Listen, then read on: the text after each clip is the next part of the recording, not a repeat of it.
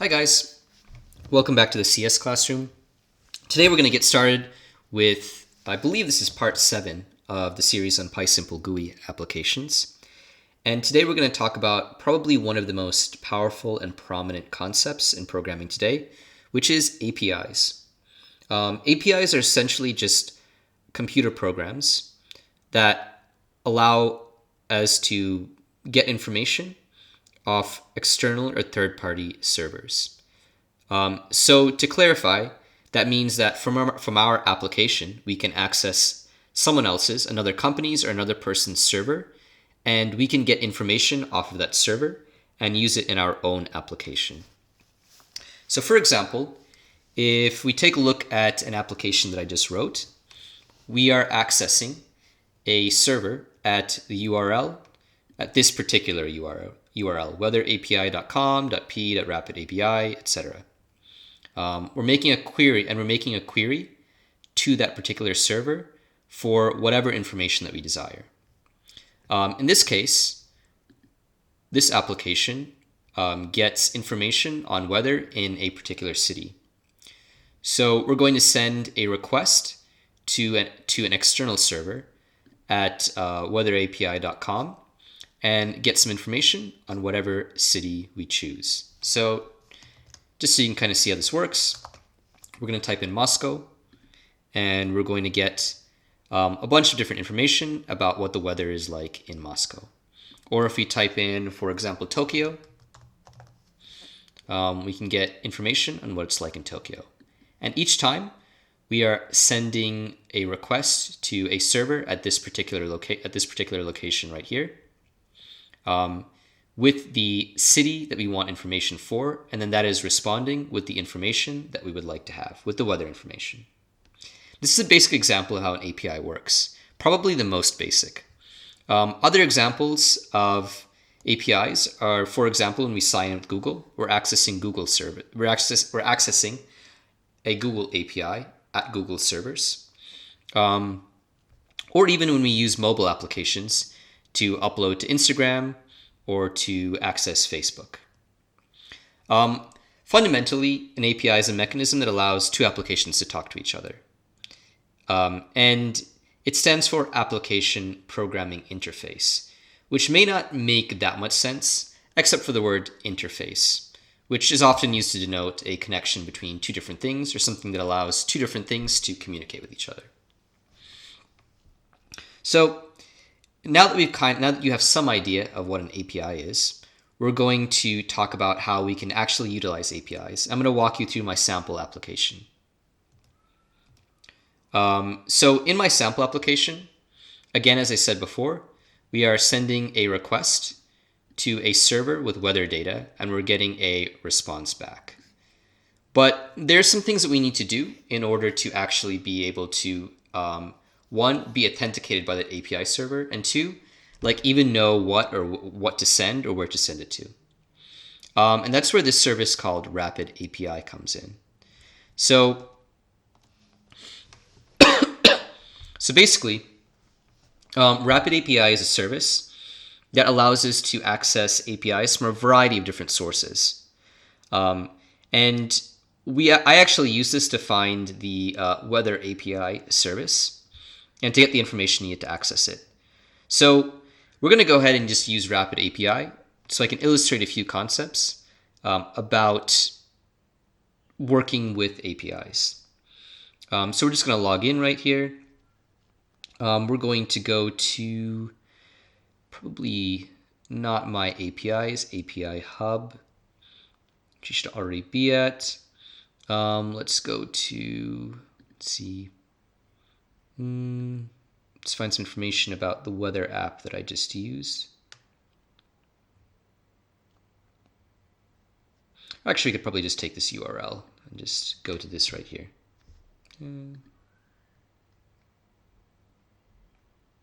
Okay. Log in. Should already be logged in right here. Okay, we're good to go.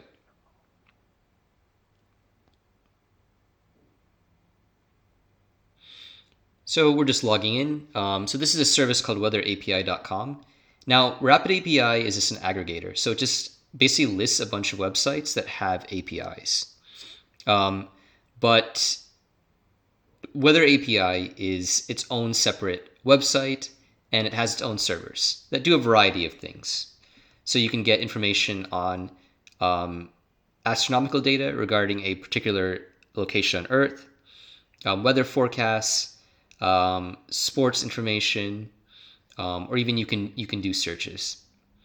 But what we want to do in our own application is get weather data.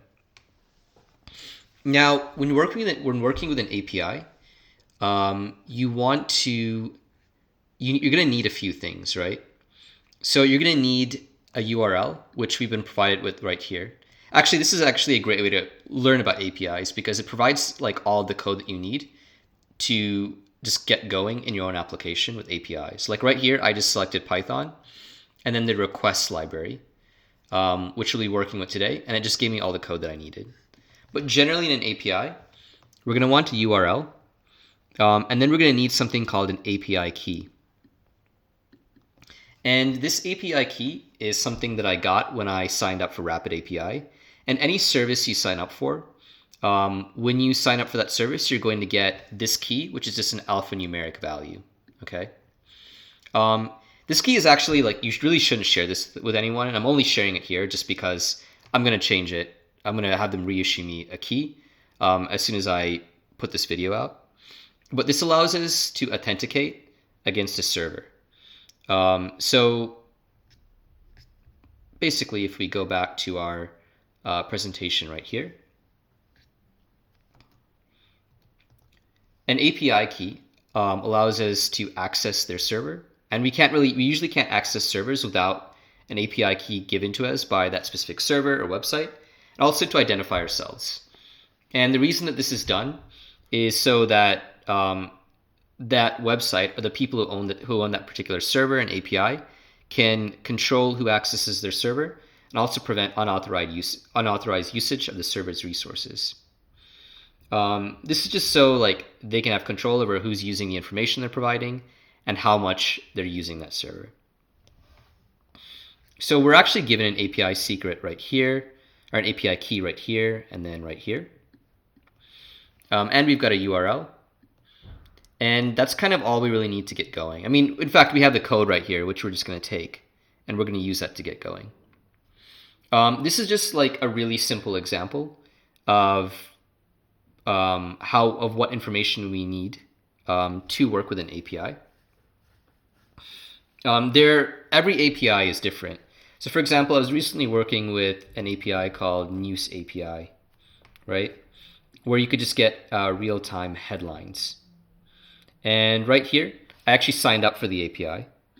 And I was given an API key, which I was able to then use with their own API in order to be able to pull data on news headlines on any given topic. So again, like I'm only putting these out here because these are API keys that I'm going to have changed, or they're for accounts that I'm going to delete anyways. But in general, you should keep these secret because these are like your own signature when you're accessing an API. So that being said, let's kind of take a look at how we can implement these in our own applications. This is just some further data about this whole thing called an API playground, where we're just able to play with APIs. So this is the code that we're using to access the API. Basically what happens right here is we have our URL, which is the address we're going to send a request to, an HTTP request. And in that request, we're going to have a query. And these queries look different for pretty much every API you work with, whether you're trying to get information from Google, whether you're trying to get information from Twitter's API and pull off some tweets from Twitter. The structure of this query is generally going to be different. But right here, we just have the letter Q, and then we have a string for the city we want information for. That's how this works. We're going to create something called a header, which will just give this server information about the request that we're sending. including our API key. And then we're going to put that all together into basically a function called request. So we're going to put the type of request we want to make, which is a GET request, the URL, the headers, which is this, and then our query string saying exactly what information we want. So once we do this, our application will make a request. It'll send a signal to the server here that says, hey, we want this information on Paris. Here is our API key. And then after less than a second, we'll get a response, which will then print out or use in our application. So let's kind of look at the application I built to see how that works. All right. So right here, pretty much the exact same code, except it's in a function. We're doing pretty much all the same things. We're making a request using the request library, and then we're getting response.text back. Now, when we get response.text back, it looks something like, this is something like response.text.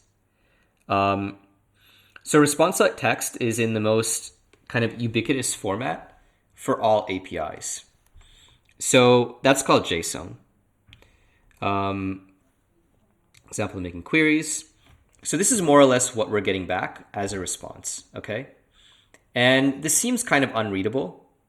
And it's actually not. So we actually have some curly braces here that show that there's some structure to accessing this information. And again, this information is written in a format called JSON, JavaScript Object Notation. It is commonly used in JavaScript, but it's also kind of like the most common way for us to send information to a server and back. So in our application, we use the request library, or the request library. And while we can't really see it, what this did is this took all this information, turned it into JSON, sent it to our API, and then we got a response back in JSON. When we get a response back, so when we get this response back right here, Python can't directly read JSON. So we need to use a function that's built into Python to be able to turn it into something called a dictionary. And this is actually a dictionary. It looks the exact same as JSON, except it doesn't have double quotes. Except now we can work with it in Python. So again, we imported the JSON library here, and then we use JSON.loads. And whatever we got from response.text, or whatever we got from our API, we put that into a function called processResponse, which goes right here. And then we put that into JSON.loads. So now that we have that, we can kind of work with the data. And to show you how you work with it, again, this is another example of just dictionaries. So dictionaries, just for context, are like arrays, but instead of putting numbers in, we can put in text. So for example, right here, if this is response dict, if this is the dictionary, when we put in location, then we are just accessing whatever is after these colons right here. So everything inside here, which is all of this stuff right here. All right. Or for example, if we did response dict and then current, we would get all of this data right here. So starting right here and then going to the end of the brace, which is probably actually either right here or probably right here actually. Somewhere around here. To give you kind of a better idea of like how that works.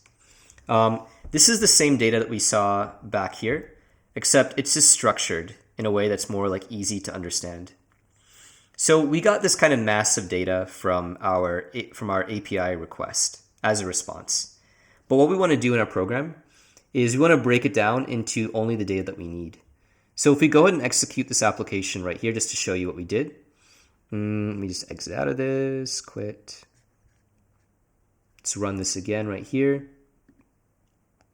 We want information for what it feels like, temperature, wind speed, precipitation, humidity, UV index, and visibility. Okay, and then we're just displaying that in our application right here. You can kind of see like how we set up the UI. I'm not really going to go over this so much just because like we've gone over this in multiple videos in the past in this series. But anyways, how this works is right here, this is our response. We've broken this down into a dictionary using JSON.loads. And we're just kind of getting information from that dictionary like this. So for example, we want temperature. And we want temperature in Celsius, which is right here. So it's under, we have to go to current, then we have to go to temp C. So that's how we're going to get this. Then we want the current conditions in that city, okay? And that's going to be text right here. So you want current, condition, and then text, which is what we do right here. It's kind of cut off, but that's what we do right here. And then let's say, for example, we want what it feels like. We've got feels like down here. So we just need to go to current feels like C, current feels like C to get that data. So that's how we access data in the dictionary that we've created. And then we're storing it in our own dictionary right here, okay? So we're creating our own dictionary where this would give us whatever is right here in the response that we got from our API. So we've got basically these two functions. We've got this function right here, request weather information, which takes in a city, makes a request to our API, and then returns a response. And then we're processing that response, right? And we're processing that response, and we're putting all the information we want into this required data dict right here. We're returning that to processed response, and then we are returning processed response when someone calls this function. So then what happens is right here, basically right here in the main window. So if you run this right here, when we click get weather data right here, we are calling weather API. So we've imported weather API, and we're calling weather API.request weather information, and we're getting this dict right here that we just talked about. So for temperature, conditions, feels like, wind speed, humidity, precipitation. And then once we get that, we are using window followed by the key and then the update function to update the values right here with the weather information for that particular city. So for example, we're typing in, let's say we type in Paris, okay? So we type in Paris, using our location key and our input right here. We're inputting that into request weather information in our weather API file. It's right here, city. We're making a request to our API. We're getting the response. We're processing that response in this function right here. We're turning it into this dictionary. And then we are returning the result to weather information right here. And then each of our values in weather information is being used to update the fields that are right here, like the SG text fields. So when you click Get Weather Data, all of these fields, we're getting the information on the weather, and then all of these fields are updated right here using these update functions. And remember, for example, if you have window current condition, that just corresponds to this right here, the text right here, and the key current condition. So that's how we update all of this data in our window right here. And also, I don't know if you noticed, but there was a slight delay. And the reason for that delay was because we need time to send our request to that server somewhere on the internet and receive it back. So probably the time it took was maybe 20 or 30 milliseconds. It was quite quick. But we do need to communicate with a distant server and get that information back. So really, this part is relatively simple. But it really depends on what API, what server you're trying to access. This part where you need to process your response, take it from JSON and turn it into something that you can actually use in your application, is pretty standard. You're going to do this pretty often.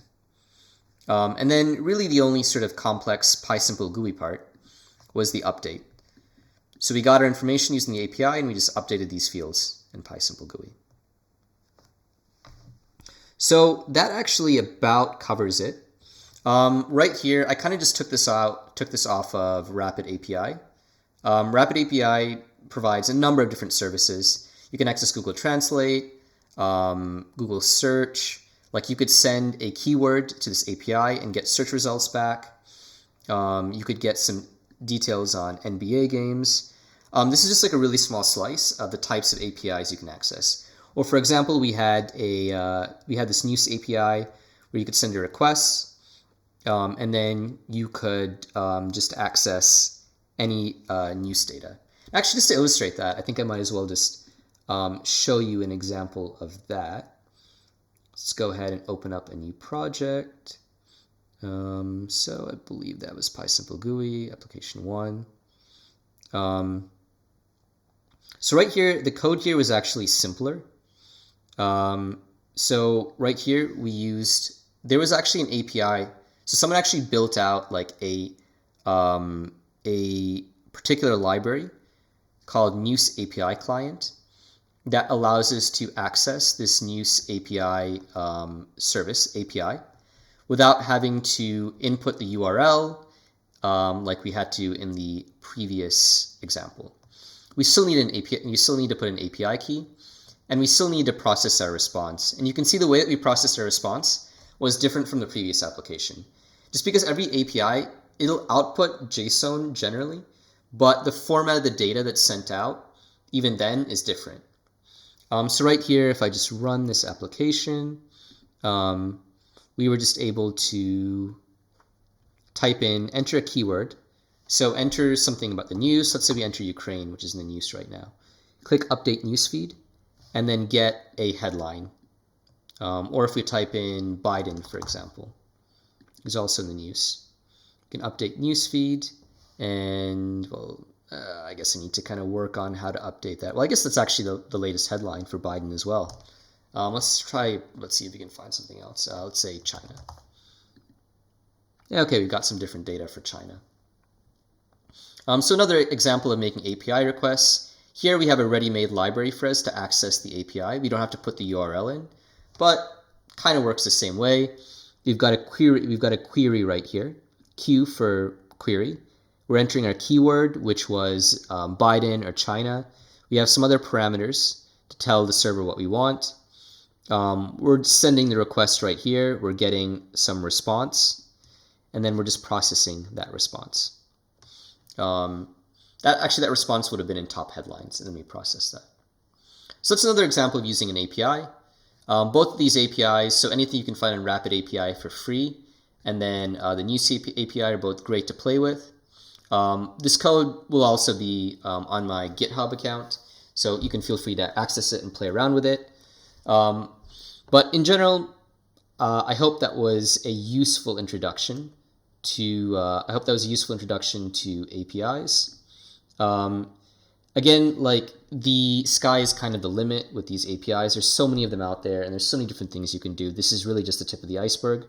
But particularly this update function that we worked with is kind of the best way to, I think, integrate data from APIs with PySimpleGUI, because it allows us to get data in real time and then stick it into our applications. So yeah, that's about it. I hope you enjoyed this tutorial. Have a nice day.